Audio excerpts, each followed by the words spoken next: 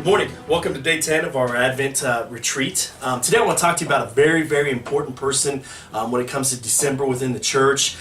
He's known for his giving. He's known for his generosity. And that is St. Nicholas, not Santa. See, some of you guys were thinking I was going to be talking about the jolly fat guy that has been commercialized and used to sell all sorts of things. And to a certain extent has distorted the true meaning and message of Christmas. Not what I'm going to talk about today. I will save him for another day, though. Today I want to talk about the man who kind of is where we've gotten the Santa, who probably couldn't be more offended by what he's turned into. But I'm going to say how we can fix that and correct all that kind of stuff. So, but first let me talk about the saint. Today, drink coffee out of my St. Nicholas of Myra coffee cup.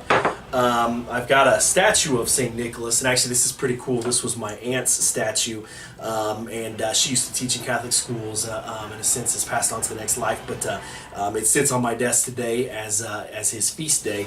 And then I want to talk to you a little bit about how we're going to fix this image. But St. Nicholas, known for his generosity, his defending of those who were innocent, his defending of those who were being persecuted, standing up for the truth. And in fact, one of my favorite stories is when he slapped the heresy Arius in the face at the Council of Nicaea.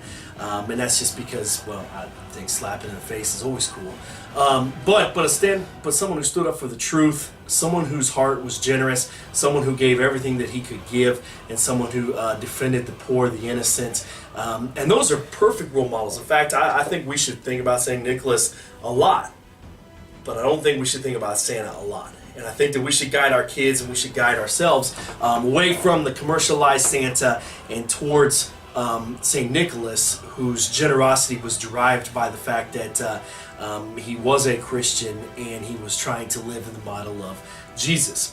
One of my favorite stories, and this will be for another day, but I want to talk a little about it, called Santa and the Christ Child. So I think there's some places where we can take Santa and help him to fit into the true meaning of Christmas. And what I love about this story is that we take that commercial, secular Santa and we bring him home with Mary, Joseph, and the Christ child, and it's really special. There's not a lot of things that can move me to tears, but this book gets pretty close, and I think it's a perfect way to twist old Santa Claus into the true meaning of Christmas and away from what the world wants us to think about it. So Advent, again, hey, this is a battle for us. How are we going to stay away from what the world wants us to think about Christmas? In fact, actually, it blows my mind as I watch the world and I see a secular celebration of Christmas, and I wonder, what are we celebrating?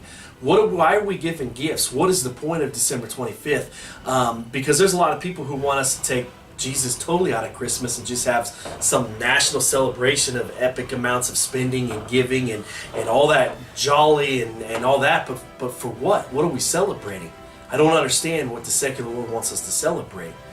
But it's time for us to fight that, to bring back the message of Christmas. It starts with us. It starts with us having a good Advent, and so that's our job. But today, let's celebrate St. Nicholas, an incredible saint in our church, an incredible leader of his time, a defender of the poor, a defender of the innocent, the patron of children, and a great model for us. So let's celebrate him like crazy today. And then we'll work on Santa later as we go. So I hope everything's going well with you guys. Thank you for joining us and continuing through this journey, and we will see you tomorrow.